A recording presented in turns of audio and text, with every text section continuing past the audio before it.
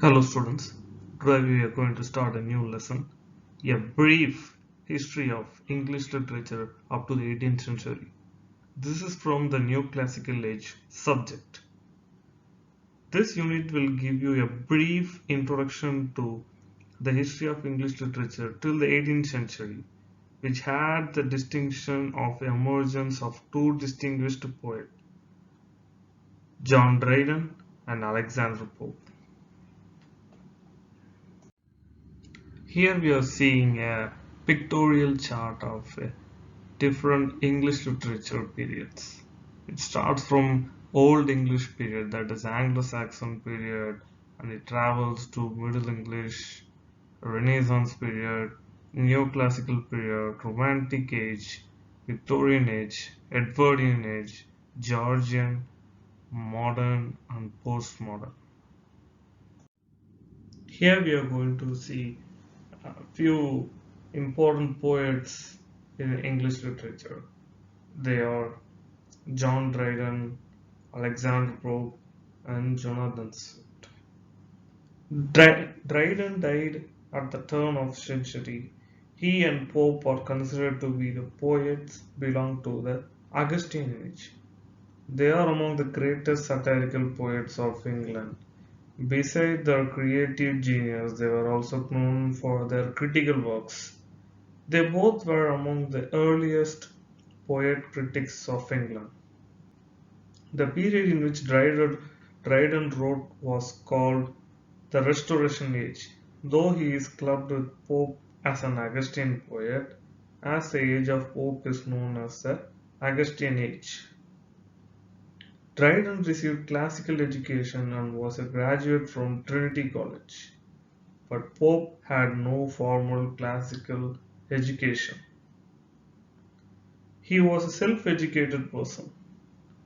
Despite their vastly different backgrounds, both were celebrated poets of England who embellished their poetic genius with their critical insight and discernment during England's Restoration and Augustine period. They wrote about the effective qualities of a critic in their prose essays. While they both were about the effective qualities of a critic in their prose essay, Pope wrote that effective qualities are needed not only in critic but also in the author and the reader. While our focus is in this block is on Alexander Pope and his poetry in the first half of 18th century. We will briefly present you the history of English literature leading up to the 18th century to facilitate your understanding of the Augustan poets, of which Alexander Pope was the exemplar. When we discuss the history of English literature, we look at it from three historical periods. The first period is known as Anglo-Saxon Age. In the context of language and literature written in this period, we refer to it as Old English. The second period is known as the Middle English period or the Medieval Age. And the language and literature of this period is referred to as Middle English. The third is known as the Modern Age. The language is familiar to us as it is very close to the language of our times. The last mentioned, that is the modern period, continues till date. We are familiar with the language of modern period as the spoken and written language is closer and reasonably similar to what we use today. But this cannot be said on Old English and Middle English. The archaic and the outmoded use of language and syntax are difficult to comprehend. It is easy to us to understand the language of Shakespeare, who wrote in the 17th century, as compared to works written in Old English and Middle English. Old English and Middle English. The Old English period is also called as Anglo-Saxon period. The Old English literature consists of sermons and saints' lives, biblical translations, Latin books, and the early church fathers, Anglo-Saxon chronicles and narrative histories, laws, wills, and other legal works, and practical works on grammar, medicine, geography, and poetry. The most notable among these in the Anglo-Saxon Chronicle is a historical record. This chronicle was begun about the time of King Alfred's reign and continued for more than 3 centuries. The Old English period had for its content heroic actions and codes of conduct and Christian ideals, and it employed various figures of speech to enhance the diction.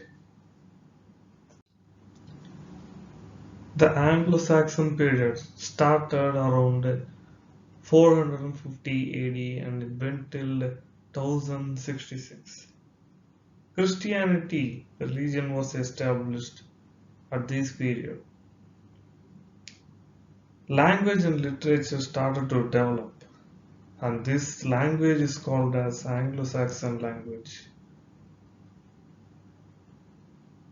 And this is the end of Roman rule and the beginning of Anglo-Saxon history. It is called as migration period. The German tribes was called as Goth, Anglo-Saxon, Vandals, Franks. 597 Saint Augustine arrived. Four kingdoms Northumbria, Mercia, East Anglia, and Wessex.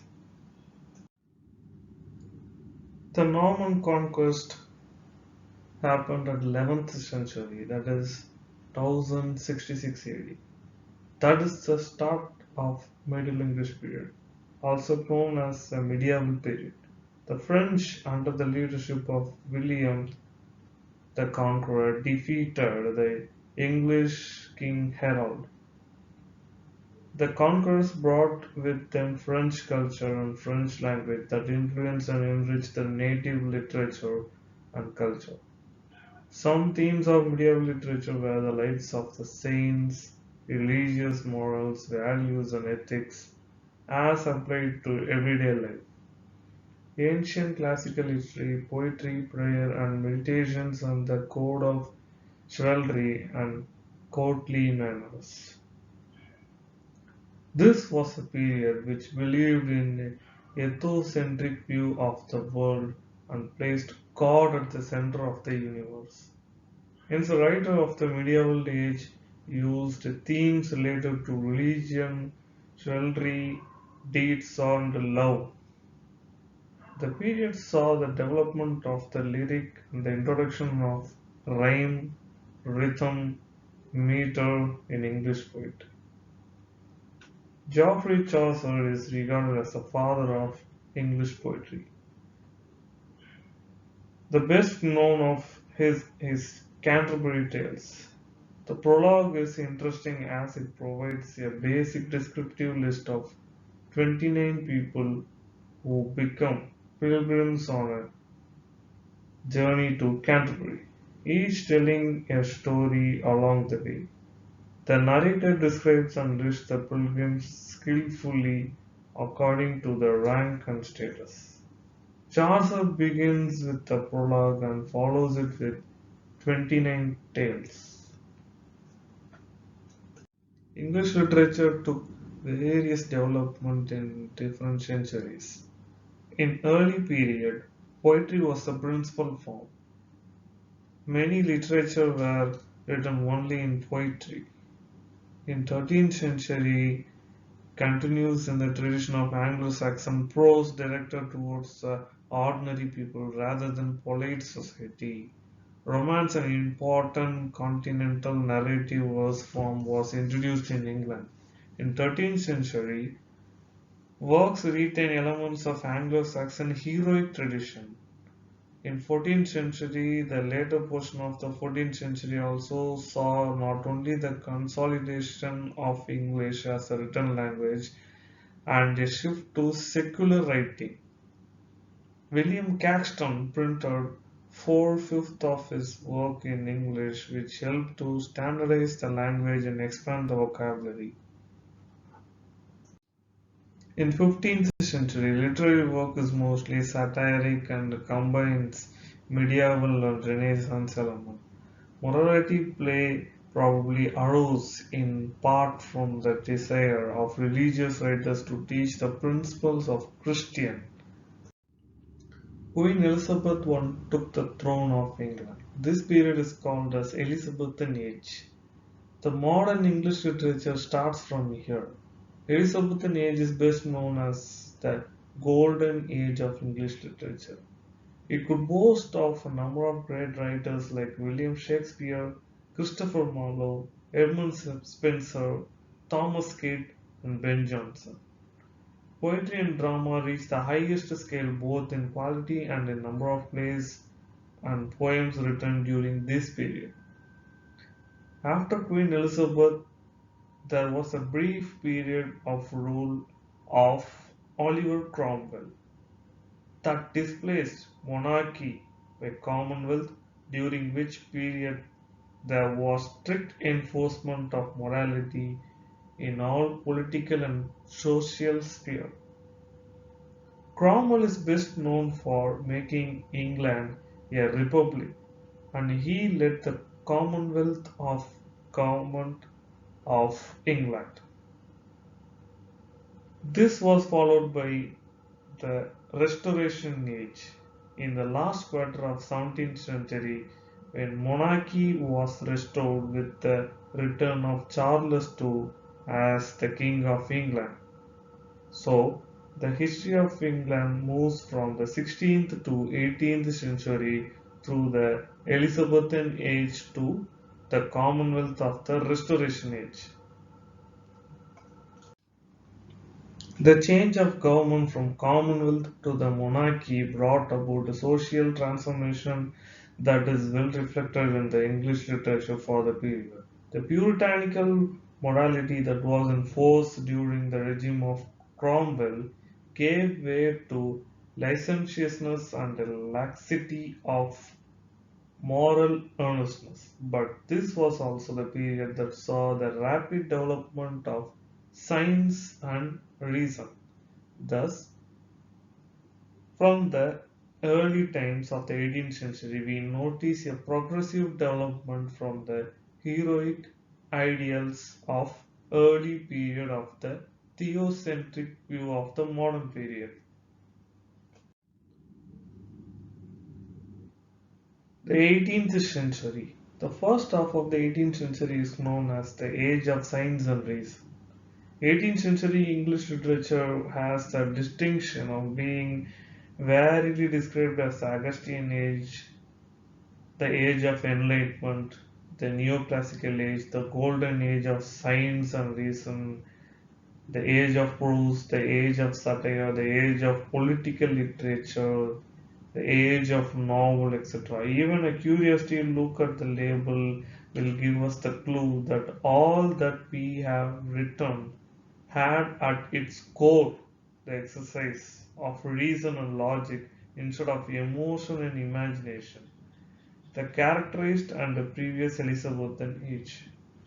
It marked a return to classical age, which laid emphasis upon elegance, beauty, order, precision, and balance, and hence was known as the neoclassical age. It is also known as the Augustan age. The name comes from the Roman Emperor Augustus, who ruled when classical writers like Virgil, Horace, and Ovid were writing. Therefore, 18th century literature, which was greatly influenced by classical writers. The return of classical writers' age. For the first time, England adopted a mixed monarchy with two political parties fighting elections to rule the nation.